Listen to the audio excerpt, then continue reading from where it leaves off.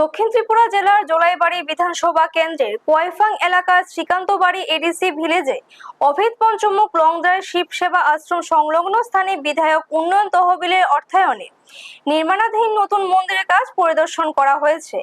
পরিদর্শনকালে উপস্থিত ছিলেন নবনির্বাচিত এমডিসি কেনারাম রিয়াং, ব্লক সমষ্টি উন্নয়ন আধিকারিক এবং সংশ্লিষ্ট দপ্তরের অন্যান্য আধিকারিকরা।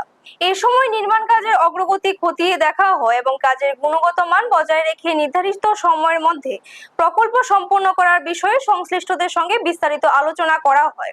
পরিদর্শনের সময় নির্মাণ কাজের স্বচ্ছতা, মান বজায় রাখা এবং সাধারণ মানুষের সুবিধার বিষয়টি সর্বোচ্চ গুরুত্ব দিয়ে দ্রুত কাজ শেষ করার নির্দেশনা দেওয়া হয়েছে।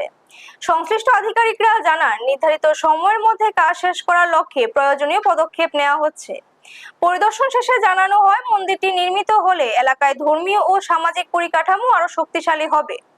পাশাপাশি স্থানীয় ভক্ত ও সাধারণ মানুষের মাধ্যমে উপকৃত হবেন বলে আশা প্রকাশ করা হয়।